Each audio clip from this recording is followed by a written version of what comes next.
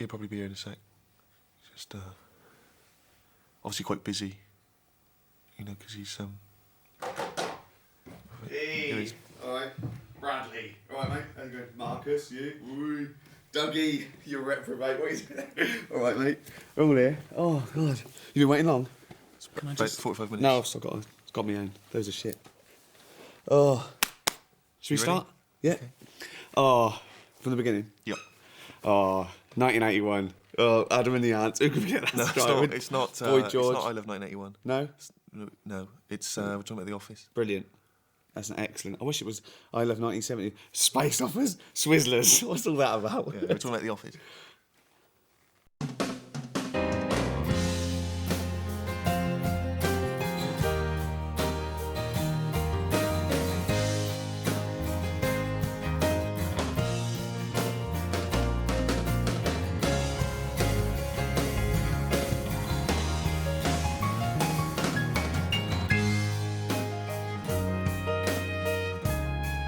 So, before we start, why is it called How I Made the Office, just by Ricky Gervais? Why is it It is How I Made the Office. Yeah, but why isn't it How We Made the Office by Ricky Gervais and Steve Merchant?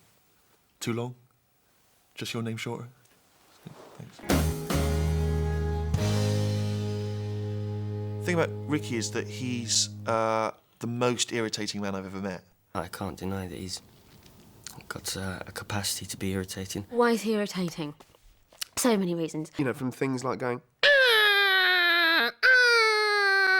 like that, for literally no apparent reason. He's like a child who's drunk too much orange squash with tartrazine in and has now gone a bit wild, and you need to calm him down. He does willfully try to destroy a scene. He's going to keep doing something until he gets a reaction. He loves it, don't you? Like, it's a joy. Yeah, he loves it. I do like, yeah. He loves all that. I do, don't you? Exactly. I go, don't do it now. Seriously, don't fucking do it now. Because I'll go mental. And he's touchy. Slate 22, take one. Smiles slightly. You know, there's something funny she laugh. It's just... I remember I had to have a single shot on me, just looking really a bit put out maybe and stern or whatever. And Ricky was just... I'll be sick. Jeez. Do you mind... Can you give me that bin? Seriously. That smells like a pocket. Dawn, give me that fucking bin. That smells like a That's pocket over of there. egg. Put it over there as well. And then that should keep it going now until we, you know. Do they stop belching and stop passing? My friend Robin says I've got two moods. One is and the other is I can't believe it. I'm gonna have someone fired. What do you mean? Yeah, it's total hypocrite. It's like, you know, anyone else makes a single bit of noise, boom guy drops the boom in shot. I can't believe this. You know. But him kind of clicking, dancing, making noises. That's fine. There was one bit where the people who, because it was like a real office an empty real office. There was a real office next door with people working, and they just came to complain about the noise. That is true. And it was like, it was supposed to be a set that was desperately quiet with just a little scene being played out. Yeah. And he's there singing, screaming, shouting.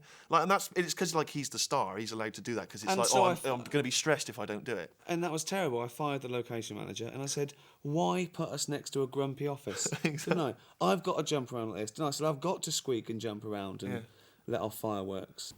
He tends to touch sometimes.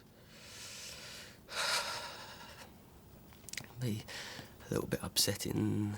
Puts his arm around you, feels with your hair, you know, and he says, "Hey, come on, you know, just because you like a bit of a kiss and a cuddle with another man doesn't make you gay," which, you know, I've thought a lot about, but I think it does. I think it does.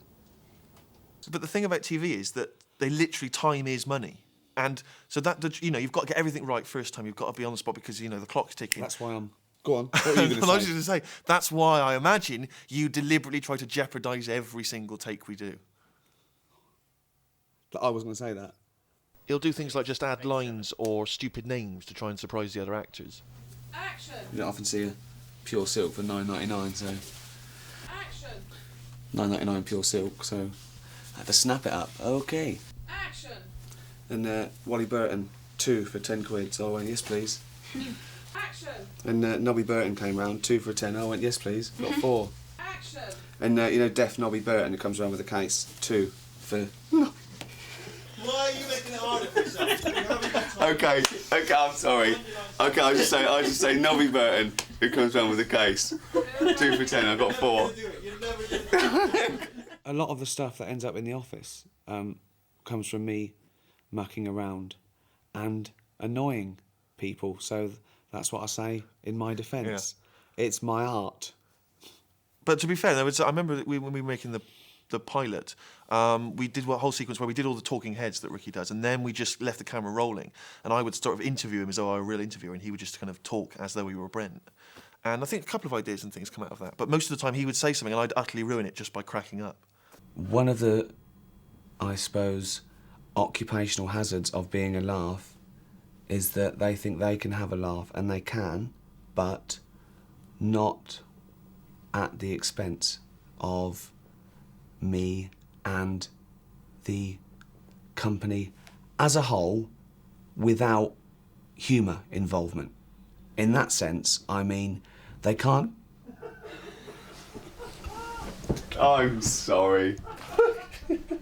Without the humour involvement. By that I mean, I don't mind a laugh during work or instead of work. What I don't enjoy is what I call the anti-laugh, where it's at... I'm sorry. Can I just leave and you just carry on talking? That won't help. It's what is called by me the anti-laugh, and that is anything goes, thanks very much, have a laugh, find the funny side of life in everything, okay? Have a laugh at yourself, please. Have a laugh at me with my blessing, because I will with you, but don't make the mistake of the laughter of hate.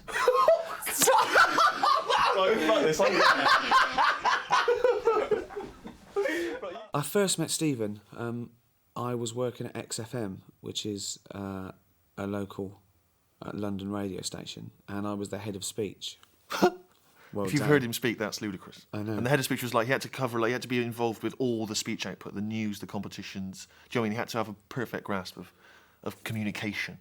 So I'd blagged the interview and got the job.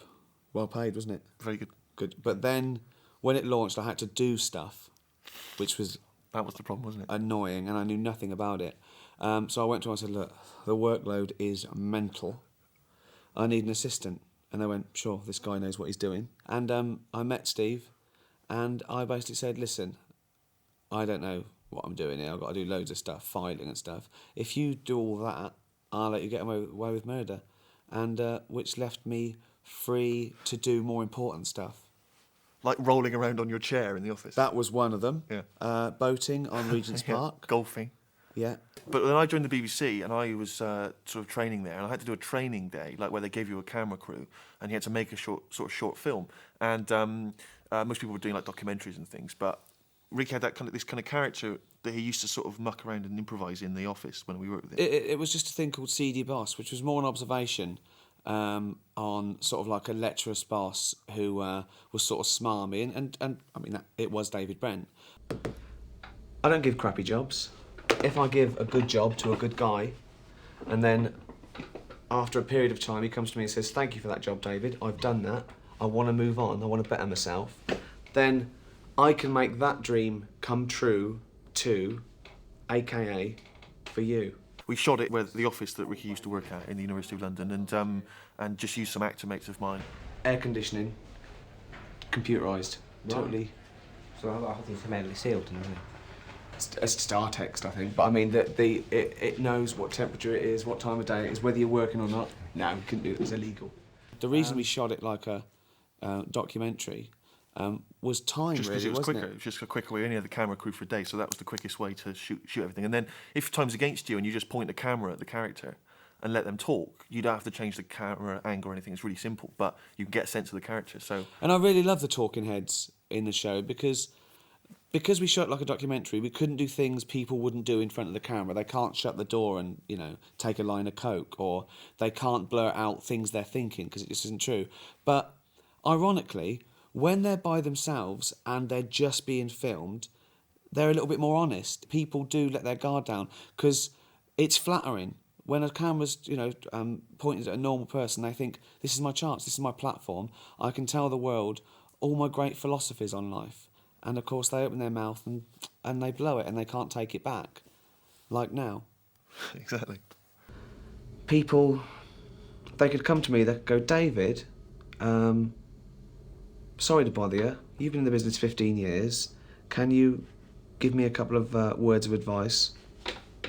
But they don't. It's the tragedy. There was points in it that were almost toward the surreal that we decided that we wouldn't have because we really just wanted a normal person.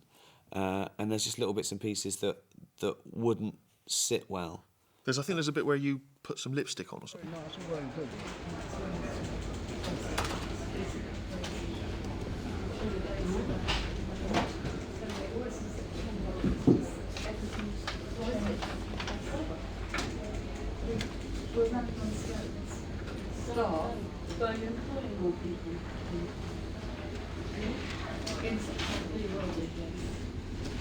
Now, what is your category of... Right, so if I move it, just start your survey with your Right, so if you select what you select to spell the dot, then you can go to the box. That was, I think, the first time Ricky had done any acting kind of properly. And it was, that once that got made and that little demo tape existed, it got passed around, and that's how he got onto the 11 o'clock show and things like that. And yeah, he was an absolute nightmare. And we only had, the clock was ticking, and he was like, well, if we commit, that'll be fine, that take will be fine, let's go down the pub now. I've got the thing which I filmed of us just rehearsing, just an empty pint glass. You can just see he's just thinking, bar will be closed soon. Yeah, I'm acting faster because I've got... Yeah, absolute nightmare to work with. And now you're marginally better. Isn't that weird? It's strange, it's good, you've learnt so much. Yeah. People say, oh, well, will fame change you? You were always obnoxious. Yeah. Hour and a half. We went at 1:45. After the little pre-pilot that we shot ourselves, our little demo pilot, the BBC commissioned a script and then a real pilot, if you like. The script seemed quite good, and I went along and originally read for Gareth. And then I think I was sort of on my way out the door, pretty much, actually, and then I read for Tim. I was always imagining him a lot more like Norm from Cheers. I think he was going to be quite fat, wasn't he? And yeah. That kind of wisecracking in that way. I had 3 callbacks, I think, for the part, but I mean they don't let you know that it's a close thing, and you might not get it. Some of the people we ended up with were not as we'd imagined them originally. I mean, I remember when Mackenzie came in as Gareth, it took some persuasion. I wasn't convinced at all. I didn't realise Stephen didn't think I was the right man for the job. I'd imagined him as much bigger and much more kind of militaristic. Obviously the skinny, weedy guy won through in the end. But I can play Butch. But what was exciting about Mackenzie is that because he's got this, he looks very fragile and vulnerable, not like that we first imagined. We found that we could give him more and more ridiculous and horrendous lines, and you still didn't mind because of his, little bird-type face. I don't mean like a woman. I mean like a little baby bird, like a little fledgling pigeon who just hatched too early. And there's a sort of sweetness and vulnerability about Mackenzie. Vulnerability? Ah, yes. Language is your tool. Ah, we can cut. We can put a subtitle up. Vulnerability about Mackenzie, and that was nice. I don't give shitty jobs. When a good man comes to me and says, "Thank you, David, for the opportunity," and the continued... The official BBC pilot that we made is pretty much the same in terms of its plot as episode 1 of the real series. But there was some strands we cut out. There was a whole sequence where Dawn tells Tim a joke, which is that one, did you see that film last night, Gaylord Say No? No. That means you're a Gaylord. You see? It's a classic school playground joke. Oh, yeah. You just got it? Yeah. And so she tells him that, and then they sort of play that joke on the cleaning lady. Say it back to me. Did you see a film, Gays? No. Did you see that film last night? Gaylord Say No. You get it? Yeah. Let's go. Gareth, did you see a film last night, Gaylords? What? She was wondering if you saw that film last night, Gaylord Say No. No? That means you're a gaylord. I'm not a gaylord. What's a gaylord? Oh, yeah.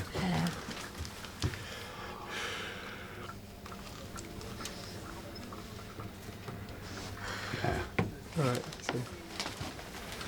And then there was a whole different sequence about how Gareth finds out that there's going to be redundancies at Wernham Hogg, and he's really upset that he's, the last person to discover this information. The old shares. Ooh, oil. Somebody got their fingers burned. David, hi. Listen, Mr. I need to know if there's anything that you've heard, any rumours that you've heard from the head office. Anything that... You got stuff on your face. Oh, that's probably ink from the paper. Just making it worse. Have you got a tissue? Or, sorry. No. Have you got a tissue? Right. What's that? That's not mine. It's the first one I picked up. Is it your mum's? Yeah, mine are twice as big as that. I've got a lace. Yeah. Presumably. Well, well, no.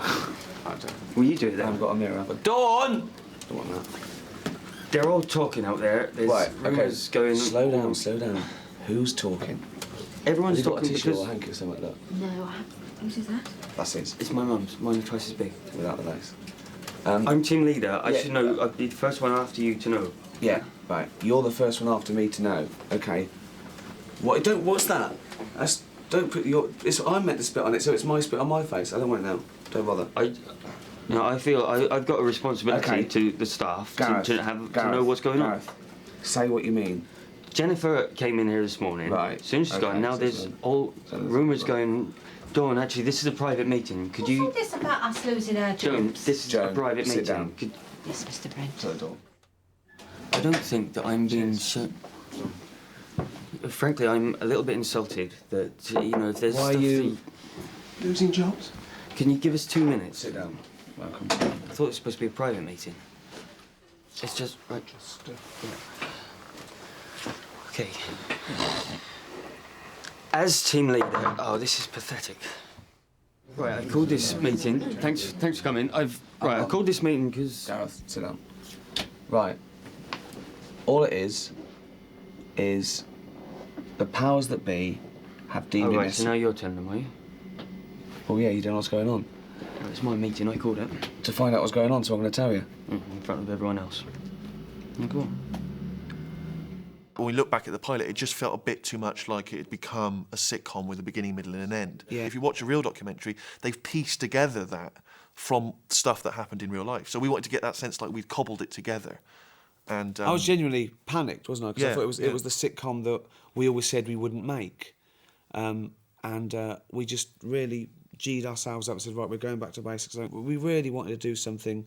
We were sort of thought we were making something new. Well, we hoped we were. And we didn't want anything that... But I remember you described it as better than Dickens. Didn't you? Yeah. It is. And that's Shakespeare. Gaylord. What's up? Hey, what's up? I love that. Why I think some of it looked quite real is because, obviously, I'm not an actor, and I don't care about hitting my marks or where I should stand. And Steve would go, well, can you at least just, speak up a little bit? Face the right direction. Not really. Not really, no. I'll just do it this way. Well, you do think that everything you've guessed is probably the truth. Yeah. So if you guess it's something, you assume that's actually how it's done. I'm not a trained actor. This is amazing to find out. He's not. No, or a trained director. He's got nothing. No. His CV is empty. Yeah. I haven't got a CV. No. Never needed one. Yeah. He'll be on a single of him or a talking head, and he'll be more worried about the lighting. Learn the lines. You wrote them. Okay? I think the difference between our show maybe and other sitcoms which are set in office is that there always seem to be too full of incident. It's like there's people kind of doing one-liners and being zany and falling over and doing crazy stuff and getting into amusing scrapes, which is not what the experience of being in an office is like at all. It is just about kind of monotony, often if it's a job you don't enjoy, which is occasionally interspersed with, someone making a joke or something kind of. So we wanted lots of sort of sequences between the jokes, if you like, of just people working. And there's something lovely and kind of empty and boring and static about just someone sat typing at a computer. I mean, I know sort of drama or whatever is life with the boring bits taken out, but we left some of them in because they can be the funniest bits. And so, you know, we didn't top and tail scenes so cleanly. We liked the dwelling on, you know, a bad joke or, you know, a nothingness. Yeah, what's funny about a bad joke is the agony of that silence after a joke has gone flat. Have you heard, Have you heard Michael Jackson's new song he's doing?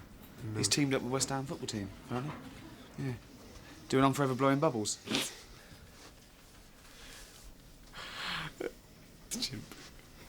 She's not a football. Tell her later. The frustrating thing as a writer is that you had to get around this camera being there. Because we couldn't have exposition, we couldn't have, you know, people doing things they wouldn't do in front of a camera. It was a bind. But what we could use is the advantage of that is that it would up the agony. And that's where that came from. That was the joke there.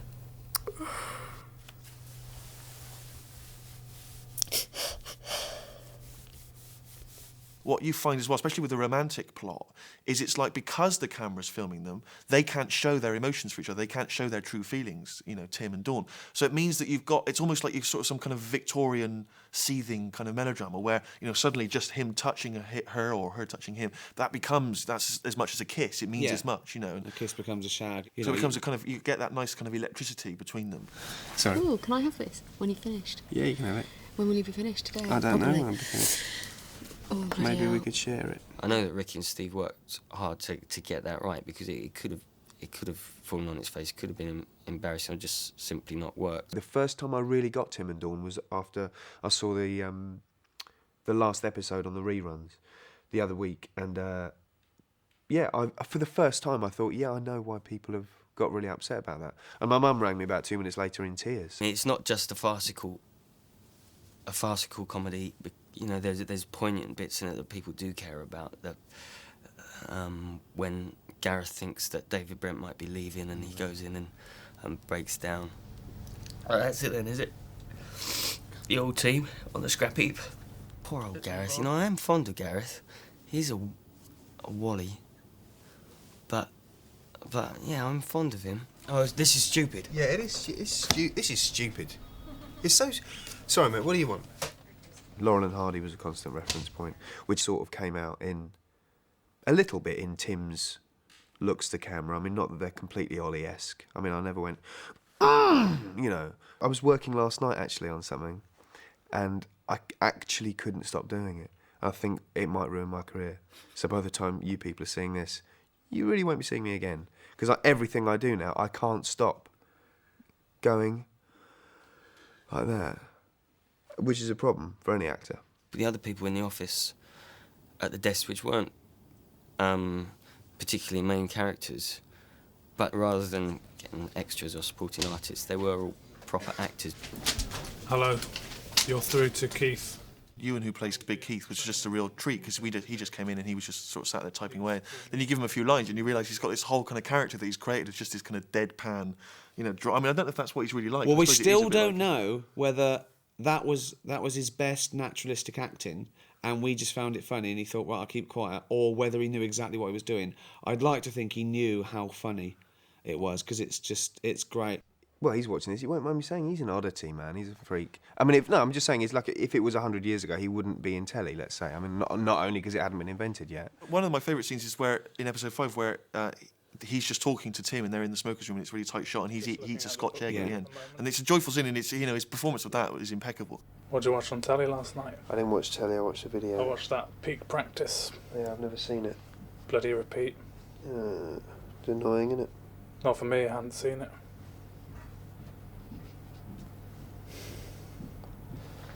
Boring, isn't it? Just staying in watching Peak Practice with your life. Yeah. Not for me. I like it. Yeah, I just stayed in, had a big wank. Yeah, that scene was, it was very hard. Because Ewan's so consistent, the arm kept coming up on exactly the same point every time to eat the Scotch egg. And Martin could see that in his peripheral vision. And once you think of something's funny, that's it, you're done. After about 5 takes, and I looked through and like Ash and Anna and, you know, and Ricky and Steve are all sort of like going, come on. And I thought, God, I really might not be able to do it. You know, I thought I might not actually manage this. Boring, isn't it? Just staying in watching peak practice with your life. Yeah. Not for me, I like it. I'll just stay. That was so good. That was so good. Boring, isn't it? Just staying in watching peak practice with your life. Yeah, it is. Not for me, I like it. Yeah, I just stayed in at a big...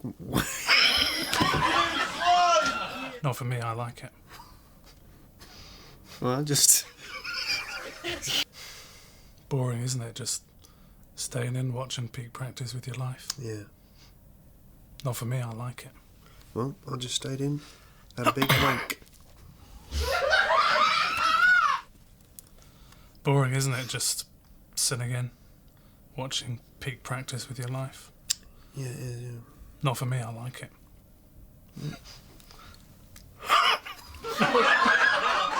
Ricky likes to remind me that it did take 13 takes. I would like to remind him that just kind of maybe walking down a corridor for him took about 40. You know what I mean? I knew he was going to go because he would suddenly go, and his face would just do that. What's the difference? A dwarf is someone who has disproportionately short arms and legs. I'm so sorry. We've been saying that word now for an hour, and suddenly it was funny. I couldn't take it. Suddenly, the word midget was remarkably funny. Right, here we go. And action. What's the difference? A dwarf is someone who has disproportionately short arms and legs. I don't know what I'm going to do. What's the difference? A dwarf is someone who has disproportionately short arms and legs. God almighty, I'm so sorry. And action.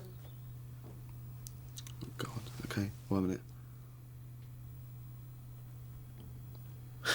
Sorry, Joe. Okay. And action. What's the difference? A dwarf is someone who has disproportionately short arms and legs. I've no idea how I'm going to do this. Wait a minute.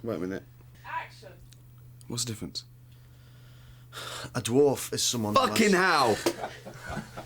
You actually feel that you're never going to be able to do it. You think, well, if I never do this, what happens? Do we run over by a year? What would happen if I could never get this scene? And it panics you. And yeah, and TV's Ricky Gervais is... Well, he's not autistic, but he is like a sort of... Well, not even like a girl, that's an insult as well, but... what's the PC way for giggling buffoon? Scene where Dawn is eating her lunch. She's just eating a sandwich and she's really minding her own business and she's on her own. And David comes up. I had a bit of a scare earlier. Did you? Yeah. I thought I found a lump. I examine myself regularly. I get checked out. It's fine, but terrifying. Testicular cancer. Cancer with them old testicles. What's that? Oh, God, that was a great one. We'll do it again. Please. We'll do it again. Damn. What made you go? Don't run Nobody whatsoever moved. No, it was my fault. During this. No, it wasn't. It was no one's fault. It was mine. And he can barely get through a take without being so impressed by his writing genius that he has to ruin it with laughing, you know. Doesn't even have the sort of humility not to laugh and say, oh, what I wrote isn't actually maybe that funny. It's like, no, I am a genius. I'll ruin the take. Oh, again, yeah, you know.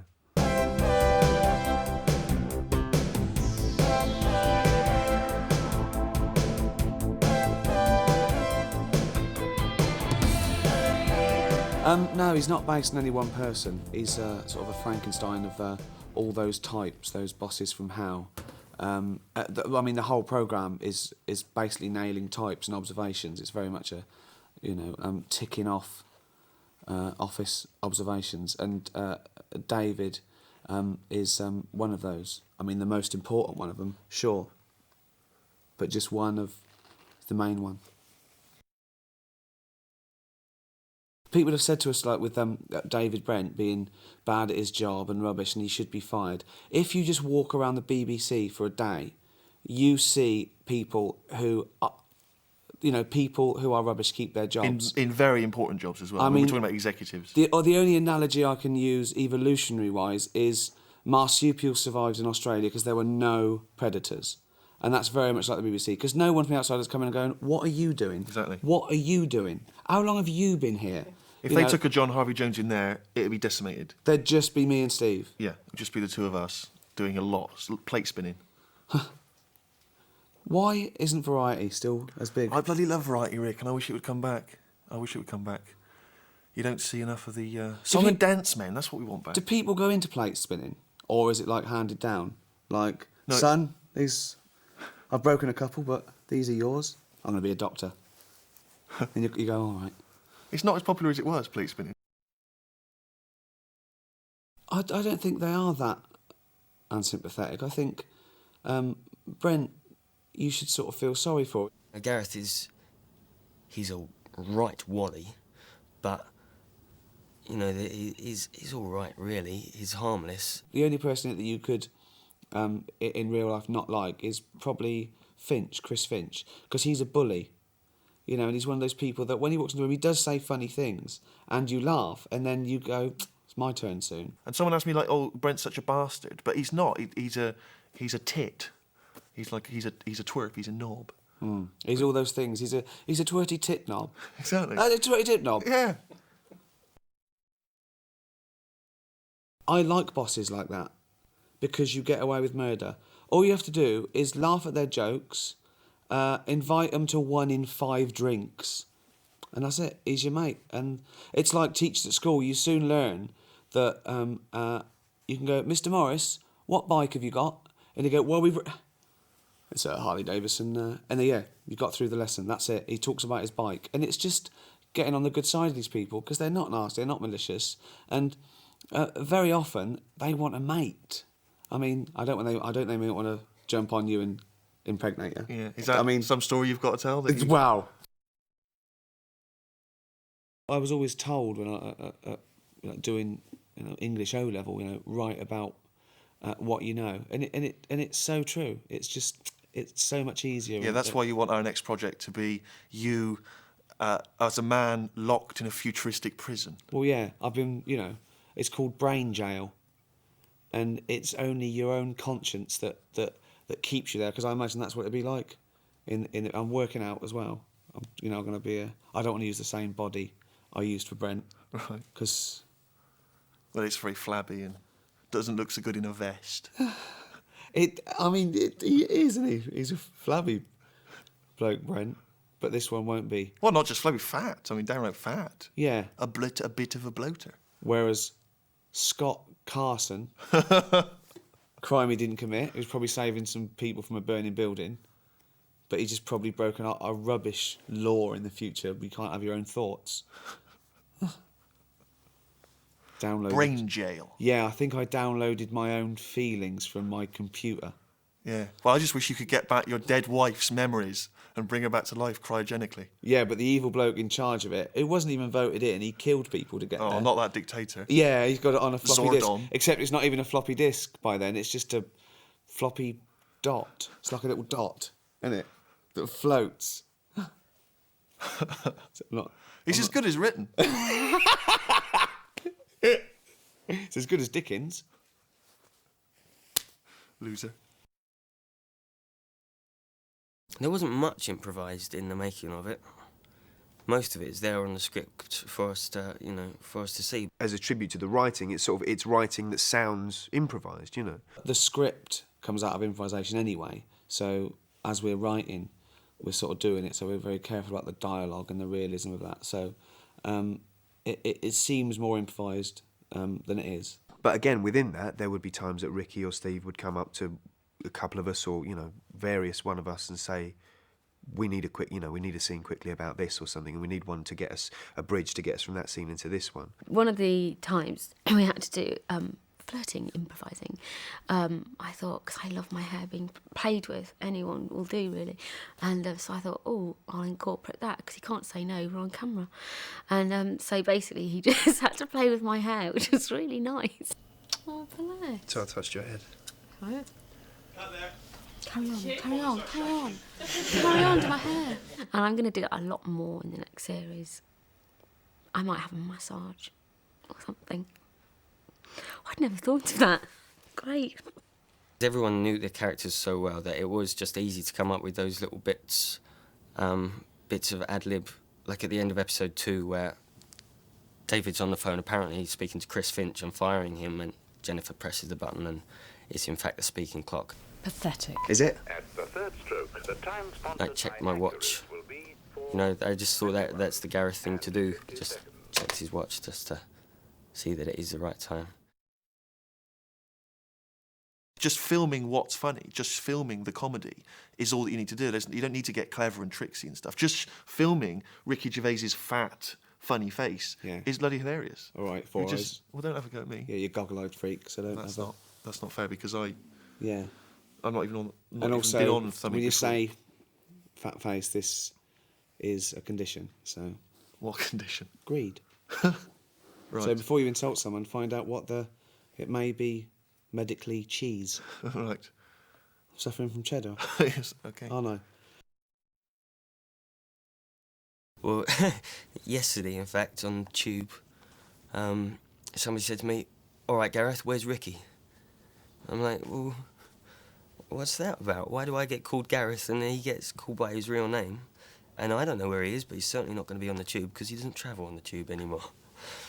When I first started filming the pilot episode, Ash, our producer, had said to me, because he knew that my dad was Jasper Carrott, and he said to me, "Oh, when did you change your name to Davis?" And I said, "At what point did you think Davis was the made-up name?" People have been asking for autographs, and they want me to write something funny, so I found myself writing "I Could Catch a Monkey." Love Mackenzie. Great. That'll be worth something. A lot of people who sort of look at these extra sort of footage in DVDs are nerds. Yeah, geeks, sure. Geeks and losers. Yeah, probably watching this on a sunny day. Yeah. Curtains drawn. Yeah, spotty fat git. So what we do for them is give them some sort of real behind-the-scenes nuggets, interesting stuff. Not to us. No. But to them. To them, interesting. Yeah. What's interesting? Your dad? Yeah, the guy that comes through the door in episode 6 and kind of just stares and looks at the camera, and then who also appears later in the party. He's my father, my real father. His name is Ron, and my mum's name is Elaine, and that's the name of Donna's parents. Daughter of my best friends, Ron and Elaine. Oh, the guy that Ricky's interviewing at the beginning of episode 1 is the guy he's firing at the end in episode 6. Yeah. Fascinating. Oh, you know, as you picked up on it, Gareth. Well, that's not his real name. His real name is Mackenzie Crook, and he's just an actor. Yeah. So, and you know that at the beginning, where I meet Ricky, and I pretend I haven't met him before. I have. I cast him as Oliver Chris. He's an actor. He's been in other stuff. Yeah. Sort of an illusion, isn't it? Yeah. And you know, because you're getting a bit confused because The Office obviously is not a real office. What's happened to it? Bankrupt. See, no one wants paper anymore. Go on. It's just it's fake, isn't it? It's just a make believe. It's like a set. What do they sell? Who? Not paper. Who? All the people that work there. They don't work there. They're actors. Oh, temping. Acting's a hard business. 90% of the time they'll probably be working in offices. Can we switch it off because I need a Scotch egg. Need a Scotch egg and needs to lie down. Can we get Ricky Gervais's hammock? Just bring that in. I'd love a hammock.